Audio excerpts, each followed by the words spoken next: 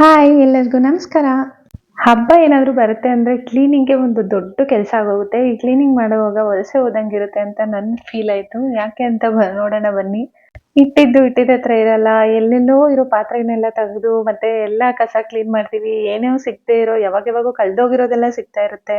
ಆಮೇಲೆ ಆಗ್ಲೇ ಹಬ್ಬದ ಕೆಲಸ ಶುರು ಆಗ್ಬಿಟ್ಟಿದೆ. ಎಲ್ಲ ಕ್ಲೀನಿಂಗು ನಡೀತಾ ಇದೆ. ಇಲ್ಲಿ ಪಾತ್ರೆ ಇನ್ನೂ ತೊಳೆದಿಲ್ಲ ನಮ್ಮ ಚೇತು. ಯಾಕಂದರೆ ಪಾತ್ರೆ ಎಲ್ಲ ಇಳಿಸ್ಕೊಂಡು ಮೇಲಿನ ಪಾತ್ರೆ ಎಲ್ಲ ಇಳಿಸಿದ್ದಾರೆ. ನಮ್ಮದು ಹಳೆ ಮನೆ ಆಗಿರೋದ್ರಿಂದ ವೈರಿಂಗ್ ಎಲ್ಲ ಅವಾಗ ಹಂಗೆ ಅಂತೆ ಮಾಡ್ತಿದ್ದು. ಎಲ್ಲ ತೂತಗಳು ಹಂಗೆ ಇದೆ. ಮತ್ತು ನಮ್ಮದು ಕಲ್ಲು ಮೋಲ್ಡ್ ಮನೆ ಎಲ್ಲ ಕಲ್ಲು, ಅದಕ್ಕೆ ನೋಡಿ ಚಪ್ಪಡಿ ಕಲ್ಲು ಎಲ್ಲೆಲ್ಲಿದೆ ಅಲ್ಲೆಲ್ಲ ಇದೇ ಥರ ಇದೆ ಇಳಿಸಿದ್ದು. ಹಾಗೆ ಹೊರಗಡೆ ವಾಶ್ ಮಾಡ್ತಿದ್ದಾರೆ. ಇನ್ನು ಇದು ಇಳಿಸ್ಬೇಕು, ಇನ್ನು ತೊಳಿಬೇಕು. ಇನ್ನು ಯಾವಾಗ ಇನ್ನೊಂದೆರಡು ಸ್ಟೆಪ್ ಇದೆ, ಅವನ್ನೆಲ್ಲ ಕ್ಲೀನ್ ಮಾಡೋದು ಗೊತ್ತಿಲ್ಲ.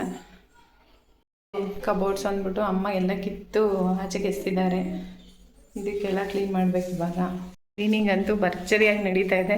ಎಷ್ಟು ಮಟ್ಟಿಗೆ ಹೆಂಗಿರುತ್ತೆ ನೋಡಬೇಕು ಕ್ಲೀನಿಂಗ್ ಪ್ರೋಸೆಸ್ಸು. ಹಬ್ಬ ಸೆಲೆಬ್ರೇಷನ್ ಎಲ್ಲ ಆಮೇಲೆ ಸ್ಟೆಪ್ದು ಪಾತ್ರೆಗಳು ಇವೆಲ್ಲ. ನೆಂಟರು ಬಂದಾಗ ಏನು ಅನ್ಕೊಂತಾರೆ, ಜನ ನೋಡಿದ್ರೆ ಏನು ಅನ್ಕೊಂತಾರೆ, ಮನೆಯಲ್ಲಿ ಖಾಲಿ ಇದ್ರೆ ಅಂತ ಅಂದ್ಬಿಟ್ಟು ತುಂಬಿಸಿರೋ ಪಾತ್ರೆಗಳೇ ಜಾಸ್ತಿ. ಇನ್ನು ಕೆಲವು ಅಕೇಶನಲ್ ಆಗಿ ಯೂಸ್ ಮಾಡುವಂಥ ಪಾತ್ರೆಗಳು ಇವೆ. ಈ ದೊಡ್ಡ ಪಾತ್ರೆಗಳೆಲ್ಲ ನಮ್ಮ ತಾತ ಅವಾಗ ಯಾರ ಮನೆಗೆ ಹೋಗ್ಬಾರ್ದು, ಏನಾದರೂ ಫಂಕ್ಷನ್ಸ್ ಎಲ್ಲ ಆದರೆ, ಸಣ್ಣ ಪುಟ್ಟ ಫಂಕ್ಷನ್ಸ್ ಆದರೆ ಮನೆಯಲ್ಲೇ ಇರಬೇಕು ಇಷ್ಟು ಪಾತ್ರೆಗಳು ಅಂತ ಅಂದ್ಬಿಟ್ಟು ತಂದಿಟ್ಟಿರೋದು. ಈ ಇಡ್ಲಿ ಪಾತ್ರೆ ಅಂತೂ ನಾವು ಯೂಸೇ ಮಾಡಿಲ್ಲ, ಅವಾಗ ತಂದಿರೋದು. ಅದು ನಮ್ಮ ತಾತನೇ.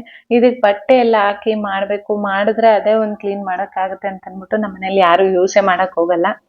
ಹಿತ್ತಾಳೆ ಮತ್ತೆ ತಾಮ್ರದ ಪಾತ್ರೆಗಳು ತುಂಬಾನೇ ಇದ್ವು. ಅದ್ರಲ್ಲೂ ಇವಾಗ ಒಂದ್ ಸ್ವಲ್ಪ ಕಡಿಮೆ ಆಗಿವೆ. ಮೇಲೆ ಎತ್ತಿಟ್ಟಿರೋದ್ರಲ್ಲಿ ಜಾಸ್ತಿ ಇದ್ವು ಮುಂಚೆ ಎಲ್ಲ. ಇವಾಗ ನಾವು ದೇವ್ರ ಮನೆ ಯೂಸ್ ಮಾಡಕ್ಕೆ ಸ್ವಲ್ಪ ರೆಗ್ಯುಲರ್ ಆಗಿ ಯೂಸ್ ಮಾಡ್ತಿದೀವಿ. ಅದು ಬಿಟ್ರೆ ಅಂಡ ಬಾಯ್ಲರ್ಗೆ ಅಂತ ಅಂದ್ಬಿಟ್ಟು ಒಂದು ತಾಮ್ರದ್ದು ಅಂಡೆ ಇತ್ತು ದೊಡ್ಡದು, ಅದನ್ನು ಹಾಕಿದೀವಿ. ಅದು ನಮ್ ತಾತನವರು ಅಮ್ಮ ಏನೋ ಇಟ್ಟಿದ್ದಂತೆ. ಅದಕ್ಕೆಲ್ಲ ಅಷ್ಟು ಚೆನ್ನಾಗಿತ್ತು. ಅದನ್ನೆಲ್ಲ ಹಂಗೆ ವೇಸ್ಟ್ ಮಾಡೋ ಬದಲು ಯೂಸ್ ಆದ್ರೂ ಮಾಡೋಣ ಅಂತ ಅಂದ್ಬಿಟ್ಟು ನಾವು ಯೂಸ್ ಮಾಡ್ತಿದೀವಿ. ನೀರಂತೂ ತುಂಬಾನೇ ಬಿಸಿ ಇರುತ್ತೆ ಮತ್ತೆ ಒಳ್ಳೇದು ಕೂಡ ಅಲ್ವಾ, ಅದಕ್ಕೆ ನಾವು ಅದನ್ನೇ ಯೂಸ್ ಮಾಡಿದ್ವಿ ಅಂಡ ಬಾಯ್ಲರ್ಗೆ. ಇನ್ನು ಕ್ಲೀನಿಂಗ್ ಕತೆಗೆ ಬಂದ್ರೆ ಬರೀ ಉಜ್ಜೋದು ತೊಳೆಯೋದೇ ಆಗಿದೆ. 2 ದಿನ ಅಂತೂ ಸಾಕಾಗಲ್ಲ ಅಂತ ಅನ್ಕೊಂಡ್ವಿ. ಹೆಂಗೋ ಮುಗ್ದಿದೆ. ಒಂದ್ ರೂಮ್ ಮುಂಚೆ ದಿನ ಕ್ಲೀನ್ ಮಾಡಿದ್ವಿ, ಇವಾಗ ಕಿಚನ್ ಬಂದಿದೀವಿ. ಈ ಕಿಚನ್ ಆದ್ಮೇಲೆ ನೆಕ್ಸ್ಟ್ ರೂಮ್ಗಳೆಲ್ಲ ಕ್ಲೀನ್ ಮಾಡ್ಬೇಕು. ಈ ತರ ಕ್ಲೀನಿಂಗು ವರ್ಷಕ್ಕೆ 1 ಸರಿ ಅಥವಾ 2 ಸರಿನೇ ಮಾಡೋದು. ನಾವ್ 2 ಸರಿನೇ ಮಾಡೋದು. ಶಿವರಾತ್ರಿ ಹಬ್ಬಕ್ಕೆ ಮತ್ತೆ ವರಮಹಾಲಕ್ಷ್ಮಿ ಹಬ್ಬಕ್ಕೆ ಅಷ್ಟೇ. ಮುಂಚೆ ಎಲ್ಲ ಆದ್ರೆ ಗಣೇಶ ಹಬ್ಬಕ್ಕೆ ಮತ್ತೆ ಯುಗಾದಿಗೆ ಮಾಡ್ತಿದ್ವಿ. ಒಂದು 7-8 ವರ್ಷದಿಂದ ಅಮ್ಮ ಲಕ್ಷ್ಮಿ ಕೂರ್ಸೋದು ಅಭ್ಯಾಸ ಮಾಡ್ಕೊಂಡ್ರು. ಅದಾದ್ಮೇಲಿಂದ ಲಕ್ಷ್ಮಿ ಹಬ್ಬಕ್ಕೆ, ವರಮಹಾಲಕ್ಷ್ಮಿ ಹಬ್ಬಕ್ಕೆ ಮತ್ತೆ ಶಿವರಾತ್ರಿ ಹಬ್ಬಕ್ಕೆ ಪಾತ್ರೆ ತೊಳೆಯೋದು ಇದೆಲ್ಲ ಮಾಡ್ತೀವಿ. ಶಿವರಾತ್ರಿ ಹಬ್ಬಕ್ಕೆ ತೊಳೆಯೋದ್ರಿಂದ ಯುಗಾದಿಗೆ ಅವಾಗ ತೊಳೆಯೋಷ್ಟೇನು ಇರಲ್ಲ. ಸೊ ಕ್ಲೀನಿಂಗ್ ಪ್ರೋಸೆಸ್ ಅವರೆಲ್ಲ ಮಾಡ್ತಿದ್ರೆ ಗಿಡಗಳು ಸ್ವಲ್ಪ ಒಣಗೋಗ್ತಾ ಇತ್ತು. ಮಳೆ ಬರೋ ಥರನೇ ಇತ್ತು, ಬಂದಿರಲಿಲ್ಲ. ಅದಕ್ಕೂ ಸ್ವಲ್ಪ ನೀರು ಹಾಕ್ಬಿಡೋಣ ಅಂತ ನೀರು ಹಾಕಿದೆ. ಅಲೋವೆರಾ ಎಲ್ಲ ಮನೆಯಿಂದ ತುಂಬಾನೇ ಜಾಸ್ತಿ ಇದೆ. ಬಟ್ ಇವಾಗ ಪಾಟಲ್ಲೂ 1-2 ಹಾಕಿಟ್ಟಿದ್ವಿ ಅಷ್ಟೇ. ಅದು ಬಿಟ್ಟರೆ ಇನ್ನು ಈ ಗಿಡಗಳೆಲ್ಲ ಕೆಲವು ಮಳೆಗಾಲ ಬರಲಿ ಭೂಮಿಗೆ ಹಾಕೋಣ ಅಂತಿರೋ ಕೆಲವಿದೆ. ಈ ನೇರಳೆ ಹಣ್ಣು ಎಲ್ಲ ಒಂದೊಂದು ಸ್ವಲ್ಪ ಗಿಡಗಳನ್ನ ಹಾಕಿದ್ದಾರೆ. ಕೆಲವೊಂದು ಫ್ರೂಟ್ಸ್ ಅಂದ್ರೆ ಬಟರ್ ಫ್ರೂಟು, ನೇರಳೆ ಗಿಡ, ಅದನ್ನೆಲ್ಲ ನಾನು ಪಾಟ್ಗಳಲ್ಲಿ ಹಾಕಿಟ್ಟಿದ್ದೆ. ಅದೆಲ್ಲ ಚೆನ್ನಾಗಾಗಿತ್ತು. ಮಳೆಗಾಲ ಬರಲಿ ಅಂತ ವೇಟ್ ಮಾಡ್ತಿದ್ದಿದ್ದು. ಅದಕ್ಕೆ ಇನ್ನೇನು ಮಳೆ ಸ್ಟಾರ್ಟ್ ಆಯ್ತಲ್ಲ ಅಂದ್ಬಿಟ್ಟು ಮೊನ್ನೆ ಲಾಸ್ಟ್ ವೀಕಲ್ಲಿ ಹಾಕ್ಬಿಟ್ಟು ಬಂದರು.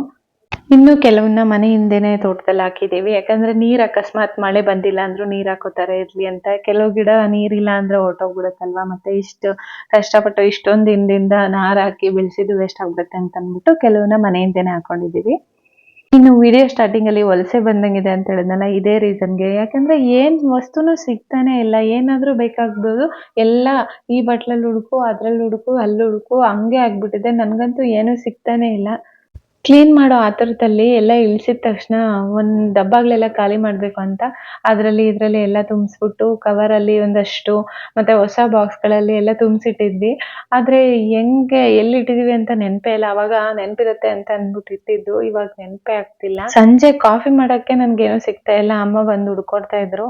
ನಾವೆಲ್ಲಾದ್ರೂ ಹೋದಾಗ ಬ್ಯಾಗಲ್ಲೆಲ್ಲ ಏನಾದ್ರು ಎತ್ಕೊಂಡು ಹೋಗಿ ಅಲ್ಲಿ ಅಡ್ಗೆ ಎಲ್ಲ ಪ್ರಿಪೇರ್ ಮಾಡ್ಬೇಕಾದ್ರೆ ಹುಡುಕ್ತಿರ್ತೀವಲ್ಲ, ಈ ಬ್ಯಾಗಲ್ಲಿ ಇರ್ಬೋದು, ಅಲ್ಲಿರ್ಬೋದು, ಇಲ್ಲಿರ್ಬೋದು ಅಂತ ಒಂದೊಂದ್ಸರಿ ಒಂದೇ ಬ್ಯಾಗಲ್ಲಿ ಇಟ್ಕೊಂಡಿರ್ತೀವಿ. ಬಟ್ ಒಂದೊಂದ್ಸರಿ 2 ಅಥವಾ 3 ಜನ ಏನಾದ್ರು ಪ್ಯಾಕ್ ಮಾಡಿದ್ರೆ ಅಲ್ಲಿಟ್ಟಿರ್ಬೋದು, ಇಲ್ಲಿಟ್ಟಿರ್ಬೋದು, ಅವ್ರು ಇಟ್ಟಿರ್ಬೋದು ಅಂತ ಮಿಸ್ ಮಾಡ್ತಿರ್ತೀರಲ್ವಾ. ಸೇಮ್ ಅದೇ ತರ ಇದೆ ಇವಾಗ ಮನೆಯಲ್ಲಿ.